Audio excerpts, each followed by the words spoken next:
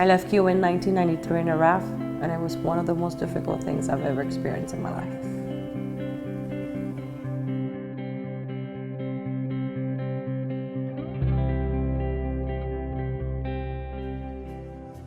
Well, I was born in Guantanamo, Cuba in 1983.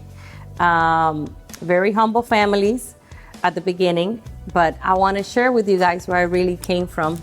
A lot of people see this Gia, but I've been given this opportunity and I've been guided foremost by God to really share this moment with many of these people that are watching me and see my whole entire progress.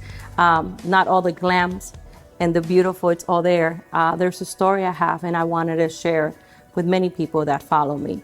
And that's where I came from and all the things that have impacted my life. And that's why I want to call this Second Chance. Like I said, I was born in Guantanamo, Cuba in 1983. Very difficult time in my country. As you guys all know, it's a lot of communism and a lot of hardship growing up. But I was born in a family that everybody thought it was perfect. My dad, a beautiful human being. My mom also a beautiful person. And I have a little brother that we're 6 years apart, Jose Hernandez. But before I get to that, obviously, I want everybody to know where I came from.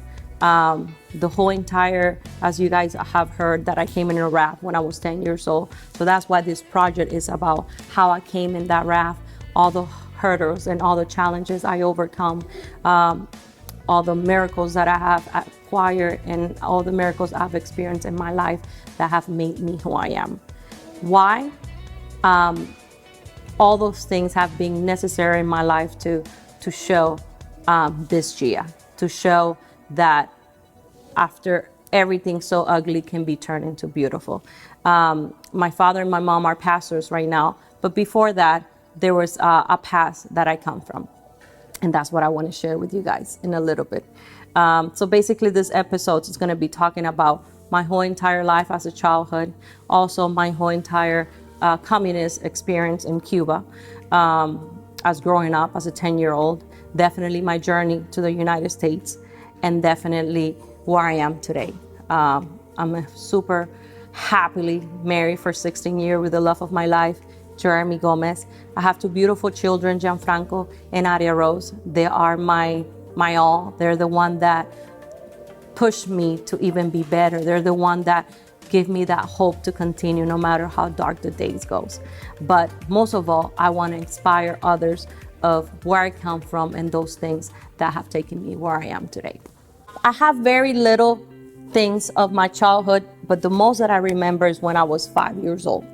5 years old and on, I remember basically everything. I'm a firstborn of my parents, first daughter. I had a beautiful, my parents really gave me everything I wanted because my dad worked in Cuba as a manager for a gas station. Many of you guys will be like, oh, that's normal. But being a manager in a gas station in Cuba, it's a person that has a lot of influence. Due to that, they control the gasoline and the way that people move around in the island. Why? Because the gas in the island, it's controlled by the government. Due to that and that high position my dad had, he will make a lot of money. His salary, a normal person as him, will be 106 pesos, which is equivalent to the same thing as $106 what you can do today. So it's not much. Even a doctor in Cuba that have been all their life studying to be a doctor, their paycheck is 160, 180. So it's not much different. So my dad's salary was supposed to be $106. Due to the position that he was on, he will make nearly to $500 to $1,000 a day. Due to that, you can see he had a very comfortable life. So the whole entire government will always be behind our family, finding out where are you making this money with, or why you have a 2-story house, why you have a car, why you have a motorcycle, and why you go around. But my dad covered his tracks very well. Very smart man. He knew how to play the system and he made himself really good living. But due to that, he was in his early 20s. So he basically, due to having that much money, he will have some sort of pleasures too. Let's say that he would have a woman in every corner, as you can see. But I grew up seeing my mom not being very happy. She came from an abusive relationship. She was raped at a very young age, not only in school, but also by a family member. So she was very lost as a little girl. So when she married my father, she thought that that was the man of her life and that everything was going to be as you can think. But having a husband that was making that much money and being young was not very healthy for both of them. So my mom started suffering. I would see my mom crying every corner, and I was within my 4 or 5 years old, and I would want them to be happy. Obviously, I was the light of my father, so not to mention my dad had me like a little princess. He loved me, and he is amazing with me, and he still is my hero to today's day. I see him and my lights will brighten up because that's my daddy. But I saw that my daddy was making my mom very unhappy, and my mom was not being the mother that she needed to be. So she exposed me to a lot of things that a 5-year-old should never be exposed, due to her being in her suffering and having this husband that was having a girl every corner, and everybody would tell her.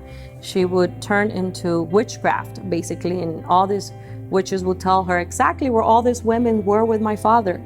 So obviously that would making a reaction, a chain reaction of instead of being healthy, was actually putting more curses into their marriage and our family. When I was 5 years old, I witnessed something that it was very, it marked me as a human being. My father and my mom had a really fight. One of those fights was why he was coming home 4 days later, and he came drunk, and you have to put up with this because you're my wife. And I experienced that fight among both of them. And my dad being so, I guess, blinded, he was so blinded, he took off a machete and he hit my mom with a machete. Thank God it was not the sharp, it was just the flat part of it.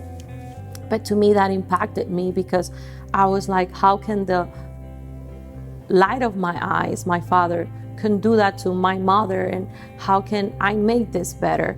And at that moment, I was not a child anymore. At that moment, I was in suffering and I was in so much pain. Fairly enough, when my dad saw me there, basically, he put me in his motorcycle and he took me around town. He didn't notice that when I was in the back of that motorcycle, I was just wearing my underwear. I was a 5-year-old, but it was a little girl, and my hair was a mess. And I was so ashamed as he was riding off to one of my aunt's house and exposing me like that. And I was so ashamed, and I remember crying and in disbelief, why was this happening to my family? So to me, that impacted me to today's day. It showed me how amazing God is and how God can turn something into so ugly into so beautiful, into so beautifully. At that age, my mom used to drop me off on my grandma's house every Friday, and I imagine she wanted that time for herself. And my grandma at that time, she passed away a couple of years ago. She was the Christian person in our family, and she used to tell my mom, leave Gia home. I have a little bed for her here, leave her on Fridays, and on Sunday you can pick her up. And that's where I started experiencing the love of God. When my grandma took the time to expose me to go to church and see, and right there, while the kids at that age were so into playing in here, I was trying to find a help how my family could be helped. And at that young age, I started having that relationship with my Creator. And at that young age, I started hearing God's voice, and He started speaking to me about that hope, and that He was the way, that He was going to heal my family, He was going to restore it. I didn't know at that age, but I believed it, and I will be praying in every little corner for my mama and my daddy. A couple years later, me and my brother were 6 years apart. A year later, he was born, and my mom thought that right there, the marriage was going to be fixed. the boy that he always wanted, even though I was the, older daughter. He's like, well, I guess I'm gonna give him this son that he always wanted, and my brother was born.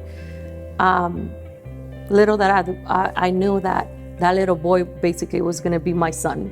I raised my brother at that young age, and I give him as much as love as I can, and I try to hinder him not to see him what was going on in the family, and try to hide him from not seeing that and cover him.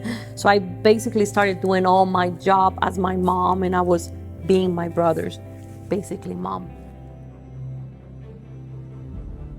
My dad got so tired of dealing with that he's like, that's it, this is it. I'd rather put my family, risk their life trying to hit the land of the freedom. The first exit plan my dad has was very, very dangerous, where it was basically 60-40 plan where you could lose your life. It was like throwing yourself out of somewhere. It was out of this world. We were trying to escape 3 points, that there was 3 points that were guarded.